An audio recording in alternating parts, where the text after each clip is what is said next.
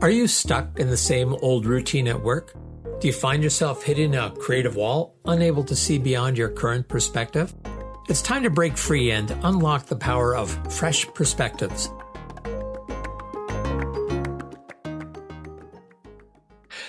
I'm David Gouthro, back with Discover Fresh Perspectives, and today we're getting some fresh perspectives from my friend and colleague, Terry Brock. Welcome, Terry.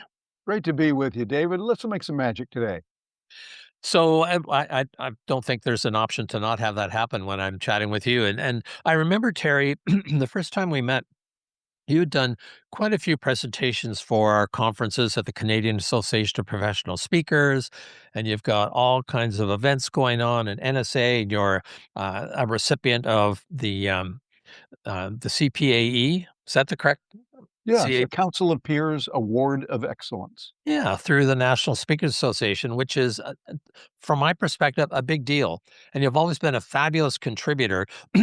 And mostly it's been, in my initial experience was around technology. And boy, has technology ever changed since when we first met a number of years ago. Yes.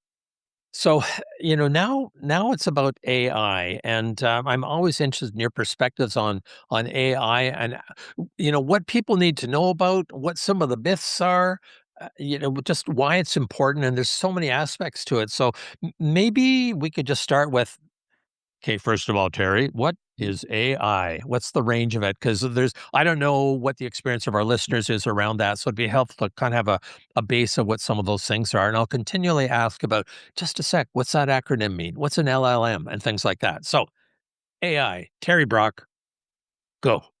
It is a wonderful tool in many cases. It's called artificial intelligence, and it gives us the ability to have machines do a lot of options, a lot of recordings, a lot of different activities for us. AI helps us to get things done that we couldn't do before or do it better and definitely faster in many cases. Does it have good? Oh, yeah, a whole lot of good, but also, like any technology, it's got some potential problems that could be there, and we need to address all of that. But it is definitely changing our world the way we know it.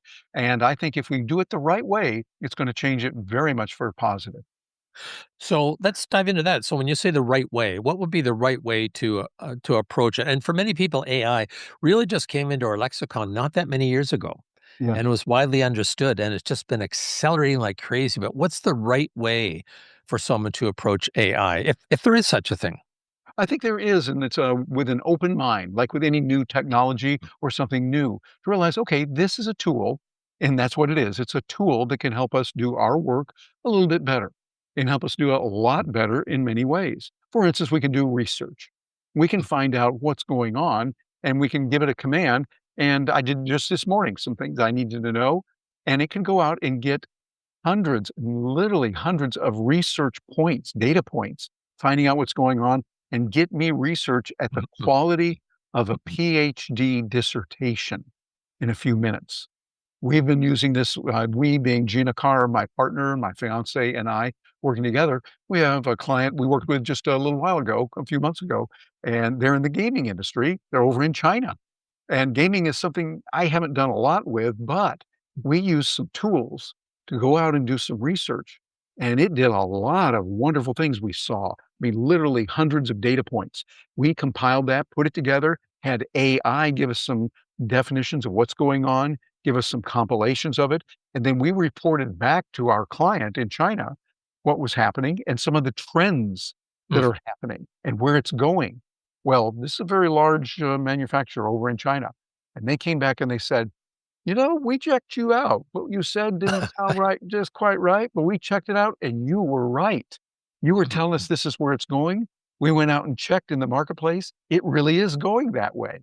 And you gave us some other information, Terry, that we didn't know. And I thought, yeah, this is what AI can do done the right way. And the right way is you use your brain, you look at it, you use discernment. Is this what to do? And as a journalist by training, I know that we have this thing called a rule of three, where we look at if one person says, here's the story, this is what's happening. We go, okay, that's nice, that's good. I would be deficient in my duties. I'd be a derelict in my duties if I came back and said, I just talked to this person. This is exactly what's happening. This is the truth. Well, it might or might not be, with all due respect to whoever it was I was speaking to. What you want to do is talk to another person who is not working with that other person, a second person, and then a third person. Mm, Now, if I have three different people and they come back saying the same thing, that doesn't mean they're necessarily right. They could be, but all three of them could be wrong. But I've got a little bit more of an advantage going that way to understand, okay, there could be some truth mm, in here. And the beauty of it with AI, it wouldn't stop at three. It can go mm. to literally hundreds, millions of data points, and we start seeing the trends. We start realizing, okay, this is what's happening. This is where we're going. So we can make better decisions. Matter of fact, David, I'll give you an example just a couple of weeks ago. It really made me feel good. We were at, I think you know Gina, my partner, past president of the Harvard Club of Central Florida. So she was there. A lot of the people get there. We were there for a regular meeting, and a person came in a little bit later. We got a chance to go over and talk with him. Come to find out, he is a medical doctor, a Mm, radiologist, and he graduated from Harvard Medical School. And I said, "Well, it's interesting what we're doing." We got into a nice conversation. I said, "Yeah, we do a lot with AI." And he said, "AI? We're using that now a lot too." I said, "Really? What are you doing with it?" He goes, "Well, Terry, let me show you this." He pulled out his smartphone. He said, "Just today, we were working with an example of a mm, patient, and we thought he was doing all right. We had six different neurosurgeons and heart doctors that were there that were looking at it, saying everything is looking good. But then the AI came back and told us, wait a minute, there's something wrong with the gooby flopper or whatever. I mean, it was a technical medical term. Gooby flopper, as good as I get. I didn't study a lot of medicine, but you see, that's what it was. And I said, really? What was that? He said, well, we looked at it and then we showed that to the other surgeons and they said, yes, when you magnify it, we didn't catch that before. Now we're seeing mm. it. They immediately did surgery on this person, saved his life. And I think, whoa, there's an example of what AI can do. It's finding those elements that are important that we might not have seen before. For you and me, I'm not a heart surgeon. I don't think you are either, but we need to do research on what are the various views on this important topic that our client is interested in. Maybe we didn't know there was a point of view from someone in Ontario that said this, or someone over in Newfoundland that said this and that. We didn't know about that, but now we do, and AI was the one that let us know about it. So I find this interesting because, and we'll take the medical example because I have some friends that are going through some major medical issues right now. Excuse me. And there's a reluctance sometimes to get a second opinion or even a third opinion because you're so lucky to talk to one person at all. But the fact that AI can gather information from many, many people, and quite often, as you say, you get diverse opinions. So if Yes, I'm walking in the park, there's a couple of people that walk their dogs the same time that we do, and they're doctors. And occasionally, I'll take advantage of that relationship to ask a yeah, question, and you get different answers. Right. So sure. then what I have to do is figure out which one actually feels right to me. But that the time saving of being able to do that can have, life altering in a positive way results. So Yes, maybe I could just talk about some of the things that I've heard people wondering or worrying about with AI. And I know that the technology changes dramatically. And I think I've heard you say a number of times that the AI that you have today, whatever's not working, guarantee it's going to be working. This is the worst it's ever going to be. It's only going to get better. yes, But exactly. some of the things that I've heard people talk about are how sometimes AI makes stuff up. So, could you maybe just comment about that? About any information around that and how that may be changing? Because I know a lot of people talk about that. They just take it and put it out there. It's like, oh, that's actually not Yeah. true. David, you're absolutely right. AI does that because it's been trained to give us a positive answer, to try to make sure it complies with us and say yes and it. We call that hallucination. Mm, That's literally the mhm, term that we use, hallucination. And we say it's there. Well, what we're seeing now is that is decreasing dramatically because they're using more deep thinking. That's literally the term that we're using. mm, Deep thinking, so it goes even deeper to rather than say, we're going to check this one book and see what this one book says about this important topic. Well, maybe it'd be better to look at 5 or 10 or mm, 1,000 mhm, books or whatever the number mhm, would be to find the right answer. It could be that there are many that believe that option A is the way to solve this, but there's an option B, C, and maybe even a mhm, D or more. And so it can go in there and do that research much faster than the most well-meaning intern that's trying to do that at a local library or a college student who's working on her PhD. And she's really, really smart and going out and doing that research, but the AI can do more. So what we do is it's not that we're going to not use her. We're going to use the AI to give her information Mm, so that then mm, she can mm, make a mm. better decision so that that wise doctor can look at it and go, oh, here's what the correlation is saying. It's saying this over here. And let's take it to more than one LLM. Mm. I LLM? Yeah, LLM being, thank you for asking, a large language model. What that means, like Chat GPT that many people Okay. have heard of, that is an LLM. So is a tool called Perplexity. Mhm. And so is a tool called Grok, Grok. And there's several others that are out there. But what you want to do is use more than one. When I'm writing, for instance, I have a blog that goes out or an email I send out every Tuesday, Thursday, Saturday. And best damn email that's sent out, at least from me on those Tuesday, Thursday, and Saturdays. Yeah, I can say that much. But I want to do research and I want to find out what's going on. So often when it's something really important, I'll check with Chat GPT. I'll check with probably Gemini from Mm, Google. mm, mhm, I'll also probably check with Grok, Grok. I like that because I'm getting a slightly different point of view from each of them. And then I'll take that, put them together. And then what we want to do is not just what I've heard some well meaning people say, but would not be correct. They say, all you got to do now is mm, copy it and paste it, and then mm. slap your hands together. You're all done. And I think, no, no, no, no, no, please. What you do is you copy, paste, and then customize. Put your Okay. own feeling, your own ideas in. For instance, David, AI can give you great answers and ideas, but it doesn't know about that Mm, mm, wonderful seminar mm, you went to in Saskatchewan last March. mhm. You went there, the professor, I mean, she was great. She Mm, raised, if these 3 points that are good, you can share that and give your own opinion on it. You say, I think she was right on mm, this one and this one. I agree with her on point number three, but I would modify that a little bit on this. Whatever. You're putting it in there. You're what I'd like to call you-icing it. So mm, you're putting it in. You're David mm. icing it.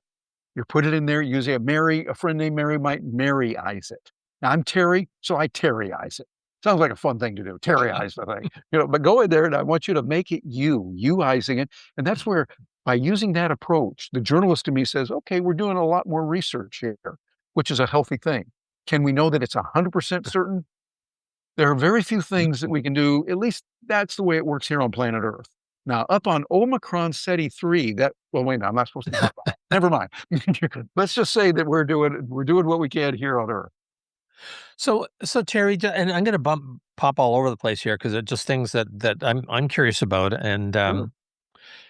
so I've heard people say like, so being good at prompting, asking questions of these LLMs is really important.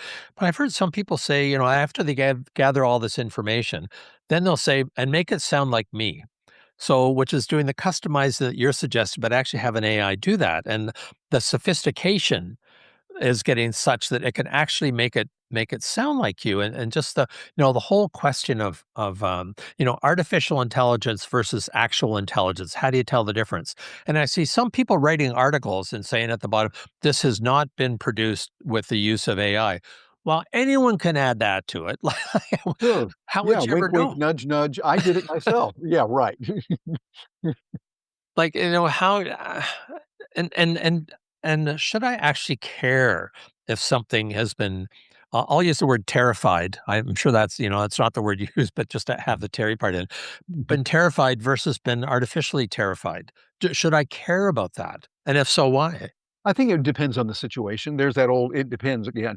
I mean, if I'm a medical doctor and I'm recommending to you, should you get this operation or not? Well, that's important to know. And it's not a bad thing to get a second opinion Mhm, or a third opinion. mhm, You can get that. If it's something like I say, what's the capital of Russia? And I tell you, well, it's St. Petersburg. Well, is that important to know? Well, I'm wrong on that because it's really Moscow. mhm, But how important is that to know? Now, if you've got a lot writing on it, I think you'd want to get that information. But I think the idea of checking multiple sources is a mhm. good rule of thumb. And by doing that and maintaining a slight, healthy sense of skepticism, I say, well, Right. maybe, maybe not. Let me check it out, is good. And I think to your point, should we be concerned if someone says this was written by me, not by an AI? Really? Was an AI used at all? And I look at it this way. I think, wait a minute, go back in time, way back in time, David, when you and I were little kids and we would go to the library. Remember those places of the library? We go there and we'd get books and all that. And I remember when I was in high school and I'd have to do research for a paper, I'd go to these wonderful angels called librarians. I loved them. And they would get me a bunch of books and they might stack 4, 5, maybe 10 books there.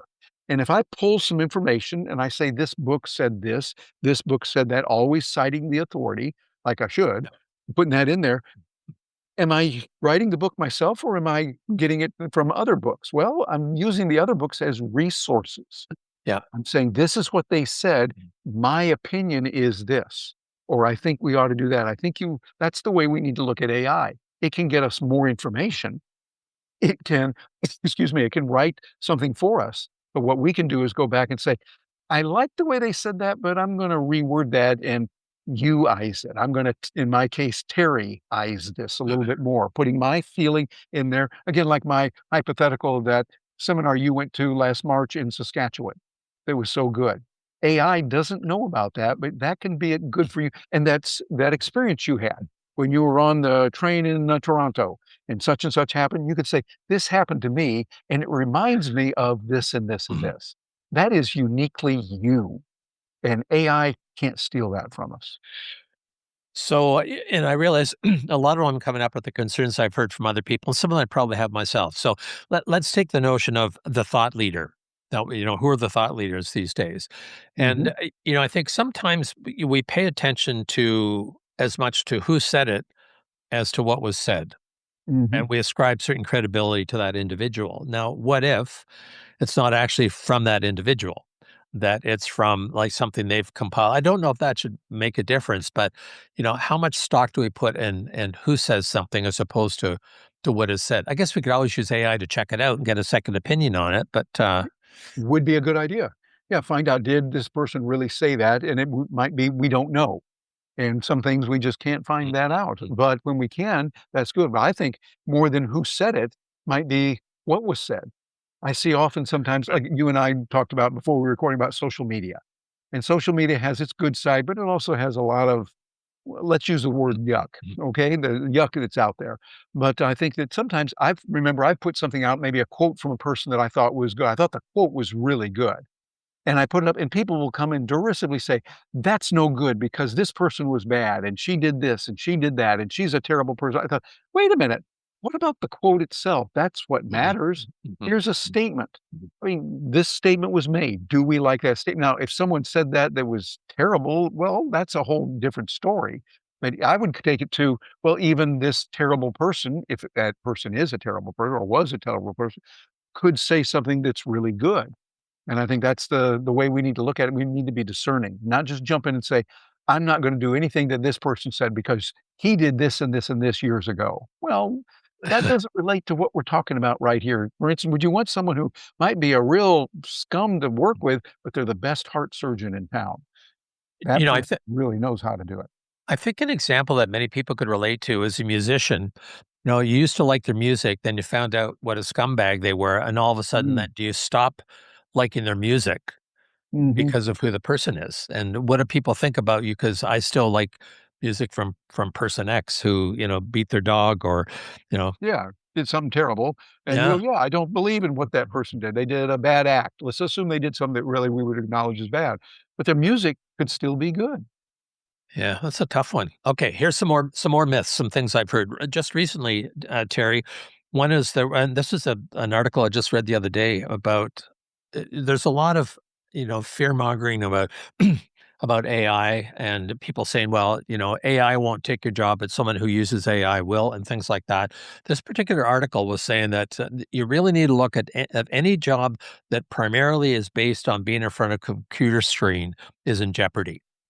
Right. So you're not likely to have, if you're a plumber, people are still going to have plumbing issues. If they're going to have, before all these things are taken over by robots, which is still a little bit ways out, anything physical, it's going to be harder to have a replace it. Might augment it, not how you get better at it, but you're still going to need the person there. But anything in front of a screen, you need to really be thinking about what the role of AI is and what your role is that in that is going to be and what do you do? And any comments on that would be really appreciated. I think it's a very important point because yes, it is taking away those kind of jobs. just like automation and electricity and other technologies have done Yeah. that throughout the Mhm, mhm, centuries. We've seen that. For instance, I talk a lot in my program um, where I remember when I was a little kid, we'd go downtown and we had a building that was really tall. It was like 5 stories. Woohoo! That was a big one in a small town where I grew up mhm, in Michigan. And it was we'd go there, but they had a person on there dressed in a very nice uniform that would press a button for us and tell us we would say we're going to children's toys. Oh, that's on floor 3. They would press number 3 and take us there, or tell us about anything that might be going on. Oh, and there's a sale this weekend on tricycles. You might look at that while you're here, et cetera, et cetera. And that person would help us. Well, those people lost their jobs mhm, mhm, to electricity, the animation or and those kind of things, the automation, all of that is making a big impact. So yes, we can. And those that stand in front of a screen, yeah, your jobs are vulnerable because AI can write. It can do a really good job at it as well.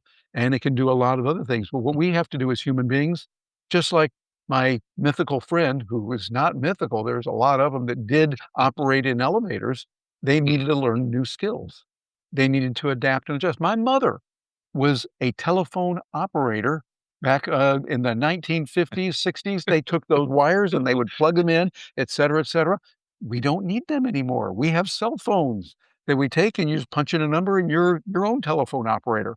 Well, should we say, oh, we've lost jobs. We've got to do something for these people? Well, we feel for them. We want something to be done right to help them. But I think all of us have to take it upon ourselves to constantly keep learning.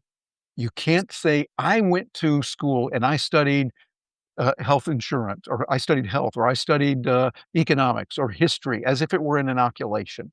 I did it once, I don't have to do it again. Well, we need to keep learning on what's new and what's relevant in our world today.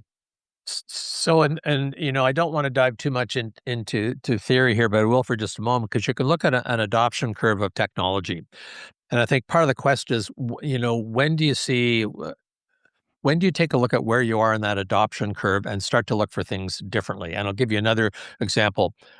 Projectionists in movie theaters. This used to Mhm. be a really big deal. Like there's all this huge equipment, you had to thread all this kind of stuff. And now, push a button and go. But a lot of the projectionists, fought against this protection, protect our jobs and things like that. Yes. And if you wait until there's absolutely no opportunity left, it's almost too late. It's when do you start seeing when the opportunity is to start to adopt a different technology? And now adoption curve as technology changes so quickly, the length of time for those adoption curves is much, much faster. So, Yes. when should people when and who and when should people start looking at how I prepare for a world that may not value or need what I'm doing now? Like, when do you start looking at those things, and what's an approach to that? The who is everyone, and the Mhm, when is constantly. We have to keep looking at because it is changing very fast. And you never know when the job you had that you thought was secure is taken away. We've seen lots of that. Like you were saying there, the people that did the projectors, we remember that. Now that's all automated. And we've seen that with many jobs. But also, I look at one of the jobs years ago, the way to really do farming, which is important for eating, anyone that's eating, we would plow the fields. You would have a physical plow in the ground. There would be some beasts of burden, some donkeys or some oxen or whoever you could wrap some stuff around and get them to start moving in the right direction. Well, these people lost their jobs doing that. mm, However, are we better off now because we have machines doing it? I think so. mm, We're getting more yield per acre, and the really, really smart people in the agriculture industry look at it way smarter than me. And they say we use this and this technology, et cetera. They're getting more done. Matter of fact, we're even at the point now we might not even need people driving the tractors. mhm, We mhm, can have mhm, that done controlled by satellite. It's being done right now. And we see, are we going to do something for those poor farmers? Well, the farmers are going to have to change just like you and I are going to have to. And literally everyone on the planet is going to have to re-examine and change. We might say, oh, I don't like that. I studied this in school. I got a degree in that. Well, that's real good, Sparky, but right now you got to switch and change. Welcome to planet Earth. It works that way here. So we have to adapt and adjust. So another question I have then is how do you learn? And I'll tell you why I'm concerned about this. I was watching a clip on I think it was a presentation to Congress in the U.S. on something about learning and education, and the person who's doing this presentation was talking about how for the first time this generation. In terms of the measures of comprehension and things like that is actually dropped for the first time Mm, because and they yeah. started this back and I think to the 1800s measuring certain things like how you understand complexity, how you respond to ambiguity and things like that. And every generation was getting better because we had better education, spent more time in schools and things like that. And then something changed, and all of a sudden, a lot of the learning was done online or in front of a screen. And part of his point was that we evolved as human beings to learn from other people. We are social beasts in terms of how we learn.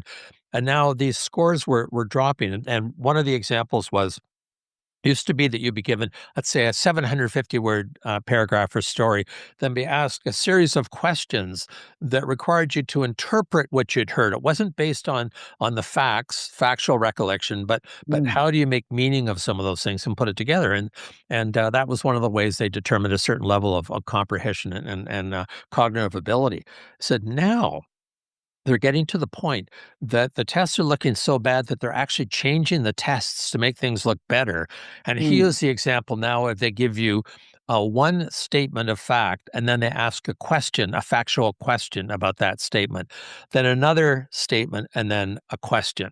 So actually, being dumbed down, right, because of the ways that we've been learning. So, if you want to learn, if you want to get better, if you want to adapt, to some of these new technologies. What are some ways to actually go about doing that? How to get started where actually we know how we learn, but there's this variety of ways to do it, many of which aren't as effective as human beings to pick it up. I realize that's a very big question. There's a PhD in here for you, Terry. Yeah, there would be. Well, I think you're asking the right question. These are very important because we've got to look at what do we do and dumbing it down. I don't think that's the answer. Would we want to go to a restaurant where they dumbed it down and made the menu not quite as healthy? There's only a few things in there that would kill you, and we didn't lose more than half of our customers. No, no, no, no, no, not a way to. Or would you want to go to the surgeon who got through and got a medical degree, but it was at that school where they kept cutting it back and making it easier? No, I certainly don't want to get on the airplane with the pilot like that. And we could go on with many other examples. And the answer is a resounding no. And so I think the key we need to start with is realize this is reality. We have to continually learn. We've got to stretch our brains and we've got to grow more. By the way, this side benefit, good news is neuroscientists and people who are way smarter than me and how our brain works say the more we stretch it and make it work and learn, reading, learning a new language, learning square dancing, literally, we're learning a musical instrument, learning a new language. All of this helps us to strengthen our brain. The more we do that, the longer we're going to live. So it's good for us personally, but also this way we're making our brain stronger. And AI comes in there and helps us. There's an example, for instance, on ChatGPT. There's a mode called study and learn Hmm. so that it teaches you a given subject. You get the very best tutors in the world that are with us now or that are no longer with us. And you can have structured lessons that go back in a Socratic method, not just saying, what's the answer to this, but what would you think of this if you had to do it this way? Ooh, now you're having to think. And psychologists tell us the more we make the brain think and have to Mhm. work harder to learn something, the more we learn it. So the good news is we can learn more. The bad news is circling back to what you were talking about with schools and universities, and they're seeing they're lowering it. They've got a model that is broken. Yeah. That Yeah. model with one person standing in front on a chalkboard or whiteboard or whatever, writing things down and having them remember what needs to be done for the test that's coming up next Friday. That's an old model that we're seeing is not working. What we've got to do now is change the way we learn so that we're asking inquisitive questions, things that are tough, and that when we don't know it, it remembers that and it goes back and asks us again. Study and learn mode is something that's on ChatGPT. Other LLMs, the large language models, have equivalent tools to do something like that. And for everyone that's listening to this, I encourage you to look into that. See what's there so that you can start training your brain and be ready now for the job you have that could change and probably will. So I'm going to pause for a moment and diverge for just a sec. So the first pause is that all this information that Terry's talking about, I'm going to make sure that's in your program notes. So if you're listening to this and driving, don't write it down. I'll make sure all this is in there, as well as some great ways to get more of Terry, because he has some amazing resources. He and his partner Gina do some absolutely amazing work. So that's one thing. My second diversion is we're both part of an associate. Actually, the politics have changed. We were once both part of something called the Global Speakers And Federation, in our but hearts, we still are. In our hearts. but a lot of the model amongst professional speakers is still very much at the conferences. One person speaks and everyone else listens, which is totally contrary to what Terry's saying we need to do if we really want to learn. We have to let people engage with it. Okay, so I'll set that aside. Now, my next question is that I think there's a lot of myths out there, Terry, that prevent people from even willing to engage in learning more about artificial intelligence. So, do you have a sense of what some of those myths might be that people are using as excuses for not choosing to learn more? Yeah, they have all kinds of excuses. Sometimes people will say, "Oh, it's gonna ruin our world, and we gotta stop doing it now."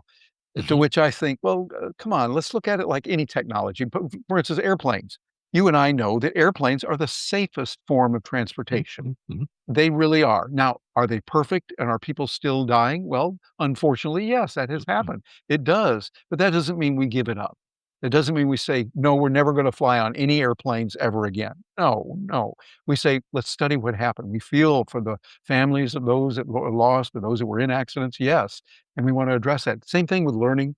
We've got to realize that what we did before and the way we did it has changed forever now. This is at Gutenberg press and more level of change quality.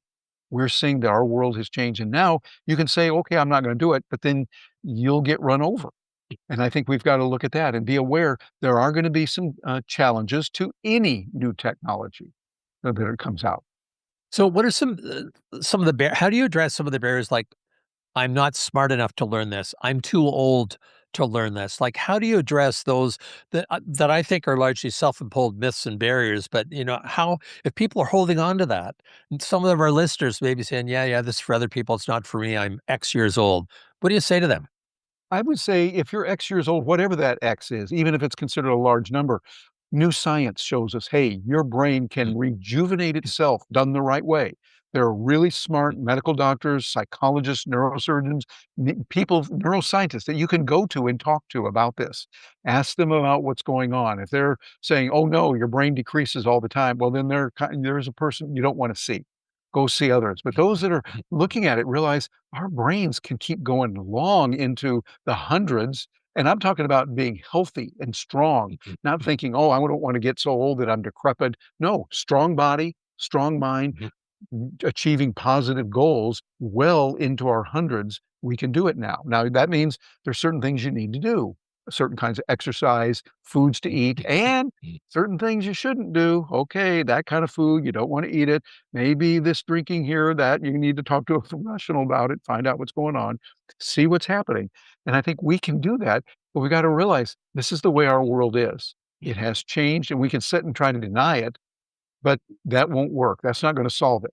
Instead, embrace the new and the opportunities for bringing, here's a wild and crazy concept, peace to our planet some way. Maybe we can do that. There's enough of us crazy out there. You may say I'm a dreamer, but I'm not the only one. As my friend John said long, long ago, who was much better than I could. But I think we could look at it and say, let's make this world a better place. Let's start with ourselves. Start with what we can control, like a stoic way of living, David, that you and I embrace. The idea of I can't control everything, but I can control how much I'm going to exercise today. Oh, okay, I'm going to do that. I can control that. I can control what food I'm going to eat. I can control when I'm going to go to bed for the most part and when I'm going to get up. So I make sure I get that quality of sleep that the doctors tell us we need to do. Find out what it is and stay in tune with it. Don't stick your head in the ground and go, oh, well, I'm not going to pay attention to it. Throughout history, people that have denied things like that don't do well. They no longer are on planet Earth. And we see that what we've got to do is continue to, as the United States Marines say, improvise, adapt, and overcome. And that's what we need to do. So this is fabulous. It's so fabulous that I only have two more questions I'd like to explore in this particular Sure. podcast. And I'll tell you what they both are. But the first one is what are some cautionary notes about the use of AI? They talk about blind faith may not necessarily be the best thing in approaching this. So any cautionary notes? And then the second thing is, so if you just decided as a result of listening to those podcasts, you want to get started on learning more, what are one or two ways that you could suggest people to go to start learning and acquiring more knowledge around AI? So first of all, any cautionary notes, keep our radar open for these things and don't just swallow everything. And then, okay, how do I get started? Yeah, I would agree with you on that. Don't just believe everything. That's a good rule of thumb in life.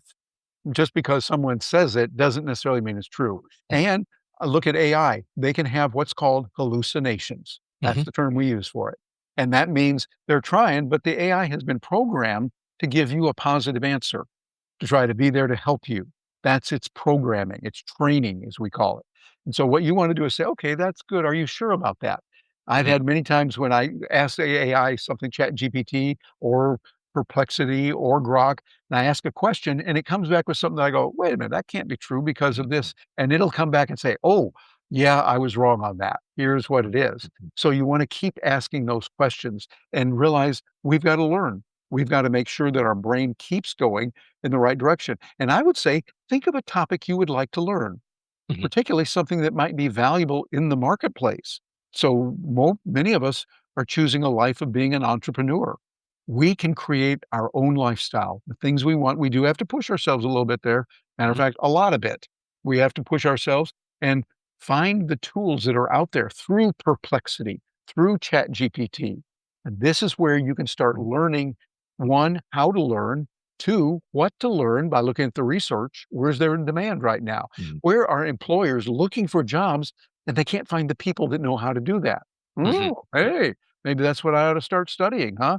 And they're paying a lot of money for that? Yeah, okay. I might need to study something different than what I'm doing now, but I want you to think about something that might be not quite the same as what you're doing, but it might be tangential to it. Just Hmm. just a step to the side. And it's similar, you can learn it, you're gonna have to put some work in, you're gonna have to do some study, but using the AI, it can tell you the questions to ask, it can start asking you the right questions, and it can remember what you did, what you got right, and what you got wrong 2 weeks ago, 3 weeks ago, and come back and check with you again on that. This is what it does brilliantly, so that now you're really learning a valuable skill in the marketplace. People say, "Oh, you can do that? Hey, could you come work with us? We'll pay you high dollar number." "Oh, okay, I think that's good." And you get in there and you can do it. So instead of it being doom and gloom, you might lose your job, you've got it as those elevator operators that we talked about that would push buttons to get people to the right floor, and now suddenly they don't have a job. Well, they've got other jobs now. They have discovered new ways they can take their brain and do something. Frankly, it might be a lot more fun than standing in an elevator punching buttons all day long. And so now have a great opportunity if we know what to do and seize it. One of the best things to do, don't try to do it by yourself. You can do a lot and should do a lot of reading and study by yourself, but also be in a community. Find a community that helps you learn, a learning community of people that are saying, yes, we can help you. We can help you with this. We can do it. There are many, many wonderful communities out there. Check into them, find out what is right for you for the topic you want to learn. And hey, use the Chat GPT and other tools to find out where they are, where they exist, and what's available to help you learn the skills that are going to be right for you.